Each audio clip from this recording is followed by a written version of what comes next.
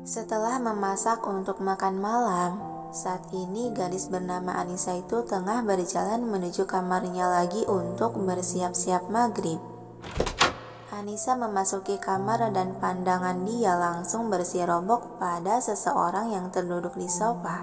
Tampak anteng dan fokus menatap pada layar laptop di pangkuan. Alis Anissa sedikit terangkat sebelah. Merasa aneh pasalnya lelaki remaja tersebut sudah sejak tadi siang bergulat terus dengan benda kotak itu. Dia ngerjain apa sih? Aku perhatikan dari sejak pertama nikah sampai sekarang dia selalu saja sibuk dengan laptop. Padahal kan anak kuliah juga bukan, kerja juga belum, apalagi main game ya. Dia berjalan mendekati lelaki tersebut dan sengaja mengambil duduk di sebelahnya. Merasa penasaran dengan apa yang dikerjakan si Egy, Anissa memiringkan kepala untuk mengintip pada layar menyala. Apa itu? Bingung Anissa saat melihat hal rumit di layar. Egy yang menyadari gadis itu sedang mengintip, segera ia menutup layar laptop membuat Anissa terperanjat kaget. Sedang apa kau di sini?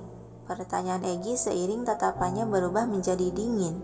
Dengan santai Anissa menjawab, "Ya duduklah, emang apa lagi?" "Aku tahu itu, hanya buat apa kau memiringkan kepalamu ke arah laptop?" Tanya Egy masih mengintimidasi. "Mataku ingin melihat saja, kenapa memangnya ha?"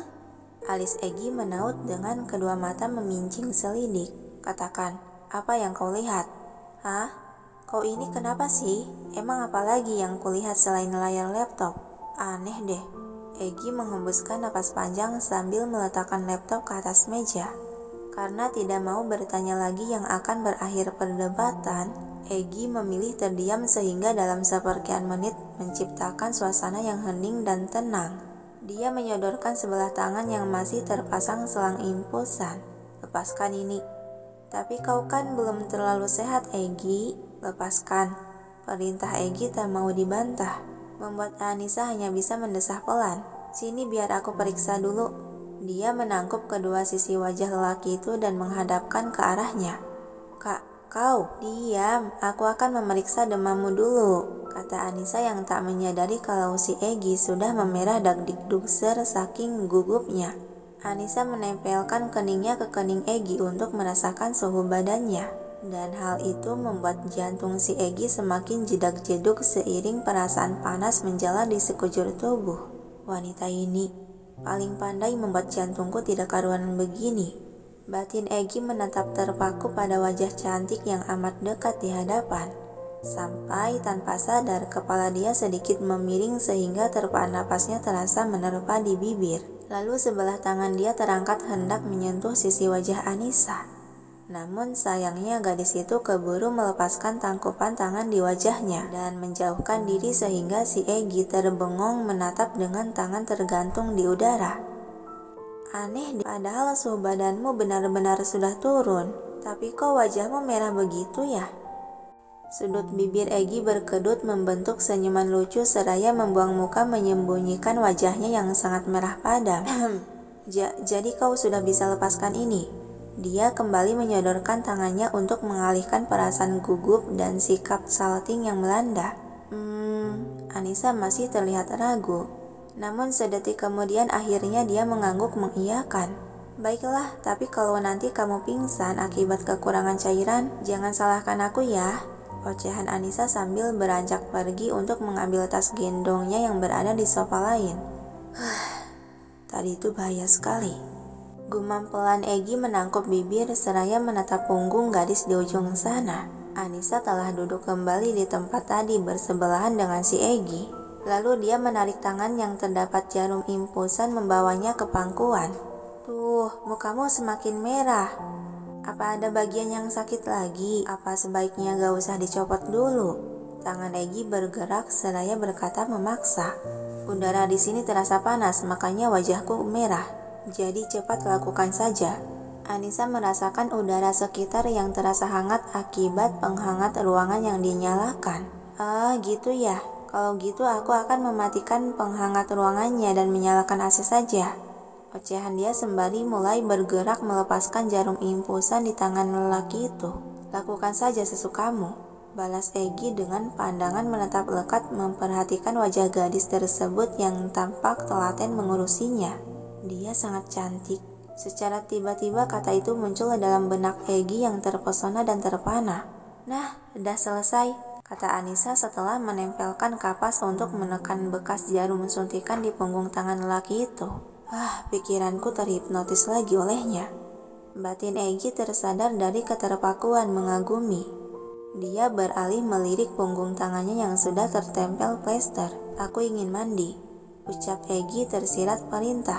Anissa yang baru saja menyalakan AC ruangan, dia menoleh. Aku akan menyiapkan air hangatnya. Tapi kau bisa mandi sendiri kan? Atau mau aku bantu? Kau pikir aku anak kecil yang harus dimandikan? Sewot Egi yang padahal hati kecil dia antusias menginginkannya. Aku kan bertanya begitu karena takut kau pingsan di dalam kamar mandi. Badanmu kan masih lemas, ucap Anissa sambil meletakkan remote AC ke atas meja. Aku tidak lagi sekarat, ketus Egi. Ya sudah, bagus dong kalau gitu. Aku jadi tidak perlu repot-repot lagi. Anissa menimpali sembari beranjak dari duduknya dan melangkah menuju pintu kamar mandi. Decak Egi tersenyum menatap kepergian gadis itu yang hilang di balik pintu kamar mandi, sama sekali tak ada inisiatif sendiri. Sampai beberapa saat kemudian, Egi baru saja selesai membersihkan diri dan keluar dari pintu kamar mandi. Dia langsung mengarahkan kaki berjalan ke arah sofa dekat ranjang untuk menghampiri gadis yang tampak sibuk dengan buku bacaan. Dia mengambil duduk di samping gadis itu dan sekilas melirik sampul buku yang dibaca Anissa ternyata tentang medis. Sok rajin, sinis Egi, membuat Anissa mendelik sebal. Apaan sih, sirik aja. Lalu kembali fokus membaca. Dengan sengaja Egi mengusap rambut basahnya sehingga tercipratlah tetesan air ke buku yang sedang dibaca Anissa. Kamu... Egi, seru Anissa menatap kesal dan segera menutup buku. Apa?